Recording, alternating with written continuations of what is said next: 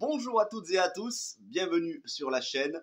Le retour des critiques en face cam, il n'y en avait pas eu pendant quelques jours. De temps en temps, on alternera. Critique face cam quand je suis en forme et que j'ai envie de passer devant la caméra. Critique en voix off quand je suis fatigué et que j'arrive pas trop à me déplacer. Du coup, voilà, petite critique en voix off pour pas me prendre la tête.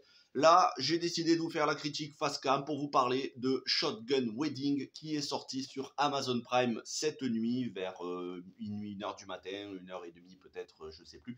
J'ai regardé dès que le film est sorti sur Amazon Prime. Ça méritait pas que je vous en parle tout de suite. Voilà, honnêtement, je vous le dis, le film est pas bon. C'est pour ça que vous avez vu dans la miniature un mariage qui prend l'eau comme le film. Le film est un naufrage. C'est dommage parce qu'il y a quand même un très joli casting, surtout le couple principal, Josh Duhamel et Jennifer Lopez. Je vais y revenir parce que ce sont les seuls points forts du film. Tout le reste, faut pas, voilà, tout le reste, c'est catastrophique. Alors, le synopsis, et je vais pas du tout rentrer dans le spoiler parce qu'il n'y a pas grand chose à spoiler justement. Le synopsis, le mariage entre Tom et Darby. Tom joué par Josh Duhamel, Darby joué par Jennifer Lopez. Le mariage entre les deux, Tom, ancien joueur de baseball, une famille riche. La famille de Darby, elle aussi, est très riche, notamment son père, qui est joué par Chish Marine. Ça fait plaisir de le retrouver, je vous en parlerai un petit peu du casting. Ils ont privatisé une île. Lui, Tom, veut tout faire pour la combler, veut faire le mariage parfait. Ils s'entendent très bien l'un l'autre, malgré des tensions, des frictions, mais ils sont vraiment complémentaires. On le voit, ils sont soudés. Malgré toute une bande d'invités qui sont tous plus décérébrés les uns que les autres, c'est tous des cas sociaux, presque tous, des familles dysfonctionnelles qui s'entendent pas entre eux. Le petit ami joué, l'ancien petit ami joué par Lenny Kravitz, l'ancien petit ami donc de Darby, arrive, il n'était pas prévu. Et à partir de là, il va y avoir énormément d'imprévus et surtout, il va y avoir des pirates puisqu'on est sur une île aux Philippines. Il va y avoir des pirates qui vont tenter de prendre en otage tout le monde pour pouvoir soutirer 45 millions de dollars au père de la mariée, donc au père de Jennifer Lopez joué par Chish Marine.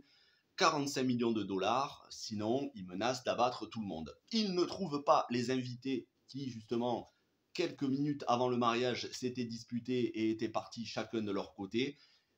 Les mariés vont se retrouver et à partir de là, ils vont essayer de s'en sortir et ils vont prendre les armes. Eux qui ne connaissent pas du tout les armes, donc c'est pas du tout un film du style Mr. et Mrs. Smith, mais vraiment pas, on est à des années-lumière. Eux qui ont peur, elle a peur de voir une goutte de sang, elle s'évanouit. Lui qui a peur des armes à feu, bref, c'est des bras cassés qui vont s'en sortir miraculeusement par un concours de circonstances, avec de l'humour, avec parfois de la malchance, parfois de la chance. Ils vont s'en sortir. Honnêtement, il n'y a pas grand-chose à sauver. Ça a été vu 1000 fois dans plein de comédies bien meilleures. Je vous recommande surtout Hors Contrôle avec Adam Devine, Zac Efron, Anna Kendrick et comment elle s'appelle,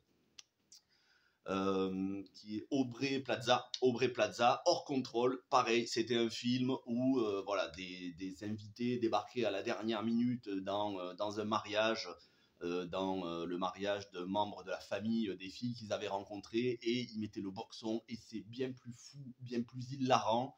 Et si vous voulez un petit film romantique avec Jennifer Lopez sur le mariage, eh bien le récent, enfin qui est sorti maintenant, il me semble, il y a presque un an, Marry Me avec Jennifer Lopez et Owen Wilson. Voilà, ces deux films Hors Contrôle qui datent, je crois, de 2015 ou 2016 et Marry Me qui date de l'année dernière sont infiniment meilleurs que ce Shotgun Wedding. Au rayon donc des points négatifs, c'est pas forcément très bien filmé. C'est Jason Moore qui avait réalisé le premier film Pitch Perfect, qui s'appelait à l'époque The It Girls. C'est lui qui réalise le film. C'est pas très bien réalisé. C'est basique, du niveau d'un téléfilm NRJ12. C'est du niveau d'un téléfilm NRJ12 en termes de réalisation. C'est brouillon. C'est pas beau. C'est toujours les mêmes décors. Il n'y a pas de grande originalité. Même les costumes, les robes de mariée, c'est pas très joli, c'est pas très glamour. Même s'ils avaient voulu faire un film glamour, c'est pas le cas. Et ensuite, le gros point négatif, c'est les acteurs, les actrices. à l'exception de Josh Duhamel et surtout Jennifer Lopez, qui eux sont investis dans leur rôle, mais parce que ce sont d'excellents acteurs et actrices. Mais sinon, tout le reste, c'est catastrophique. Bon, Tish Marine, qui est un habitué du cinéma de Robert Rodriguez, qu'on a pu voir dans Desperado 1 et 2, qu'on a pu voir dans Machete, dans les Spy Kids, lui, bon, ben, ici, il est au minimum syndical, ça aurait pu être n'importe quel acteur. Ça fait plaisir de le revoir pour voir un petit peu ce qu'il est devenu, parce qu'on ne l'avait pas vu depuis un petit moment. Mais si, voilà, il n'y a rien de marquant. Pour moi, celle qui est le plus catastrophique, c'est Jennifer Coolidge. Jennifer Coolidge qui fait la mère de Tom, la mère du marié, elle joue mais d'une manière catastrophique. Je ne sais vraiment pas comment on peut jouer aussi mal. Alors après, ça n'augure rien. Je crois qu'elle a été récompensée, il me semble, récemment dans une cérémonie. Je ne veux pas dire de bêtises, je ne sais pas si c'est elle ou si c'est une autre actrice, mais il me semble qu'elle a été récompensée pour une autre série, The White Lotus, si je ne me trompe pas. Je vous vérifierai.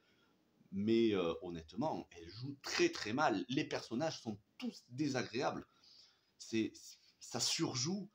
Ils sont pas du tout investis, ils sont pas du tout naturels dans leur façon de jouer, ils sont pathétiques à regarder. C'est même pas pathétique dans le sens où c'est voulu et où on se plie, on se tord de rire. Non, là honnêtement, j'étais consterné. Ça m'a à de très très rares moments, ça m'a tiré un petit sourire ou un petit rire. Et quand j'ai eu un petit rire, c'était les scènes avec Jennifer Lopez et Josh Duhamel. Parce que le duo fonctionne très bien. Voilà, c'est au niveau des points positifs. Le duo fonctionne très bien. Josh Duhamel, Jennifer Lopez, qui à 53 ans a toujours un corps de rêve et toujours aussi athlétique. Cette femme ne vieillit pas. C'est beau, ça fait plaisir, c'est tant mieux. Dans la vie, elle est de nouveau avec Ben Affleck maintenant. C'est bien, tant mieux pour lui. J'espère que ça lui permettra de remonter la pente qu'il a eue ces dernières années.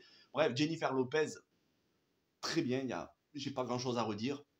Mais voilà, c'est un film bruyant, ça crie, c'est des gens qui sont voilà, tous à moitié un peu tarés sur les bords. À noter l'apparition, mais encore une fois, il n'y a pas vraiment de plus-value parce que elle n'a pas grand-chose à dire de Kaylee Hernandez. Oui, il me semble que c'est Kaylee Hernandez qui jouait dans La La Land et Alien Covenant. Bon, voilà. Encore une fois, je vois pas pourquoi ils ont recruté des acteurs-actrices plutôt connus. Ils auraient pu mettre une bande de total inconnus, ça n'aurait pas fait de différence.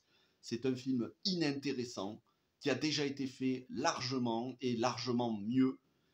Mais pour les aficionados, pour les fans absolus de Jennifer Lopez et pour ceux qui sont fans de Josh Duhamel qu'on ne voit pas assez, qui est un très bon acteur, allez, ça vaut le coup d'œil. On va dire que sur les 1h42, et c'est très long, je peux vous le dire. Ça démarre, l'action commence à démarrer au bout de 30 minutes. Avant ça, c'est des disputes sur les petits fours, la coiffure et l'organisation du mariage. Vous voyez, la vanité, la futilité du scénario.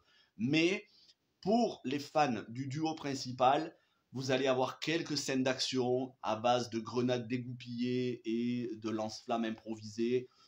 Ça reste tout public, hein, il n'y a pas vraiment de gens qui meurent, ou alors très peu. Et puis Lenny Kravitz, qu'est-ce que vient faire Lenny Kravitz dans ce film? C'est l'interrogation. Lenny Kravitz qui a pris un coup de vieux, hein, c'est plus le Lenny Kravitz qu'on avait dans Hunger Games. Bon, pourquoi pas, à voir si vraiment vous avez du temps à perdre, mais je vous le dis, dans le genre, il y a des tas d'autres films qui sont bien meilleurs. Regardez Hors Contrôle, en anglais Mike and Date Need Wedding Dates, c'est-à-dire Mike and Dave, c'est le nom des persos, ont besoin de rencontres de mariage, en gros. Hors Contrôle en français, avec Zac Efron, Anna Kendrick, ça vaut largement plus le coup, le film est fou. Et puis sinon, Marry Me, qui est beaucoup plus agréable à regarder, et Jennifer Lopez, qui est encore meilleure dans Marry Me, où il y a plus d'émotions. Voilà ce que je pouvais vous dire sur Shotgun Wedding, un film qui aurait pu sortir des TV directement, que ça n'aurait pas fait de différence. Je vous dis, c'est du niveau d'un téléfilm NRJ12. Merci d'avoir regardé cette vidéo, je suis désolé, c'est un petit peu désagréable, mais sachez que demain, on va parler d'un film que j'ai surkiffé, et qui est à l'affiche au cinéma. C'était un régal de chaque instant. J'ai envie de le revoir. Je vous en parlerai demain. C'est un film à l'affiche, une pépite qui est sorti au mois de décembre. Je vous en dis pas plus. Ça vous laisse un petit peu deviner. N'hésitez pas à être là demain. La vidéo sortira en fin d'après-midi. Merci à toutes et à tous. Petit pouce bleu si vous avez apprécié. Portez-vous bien et ciao tout le monde.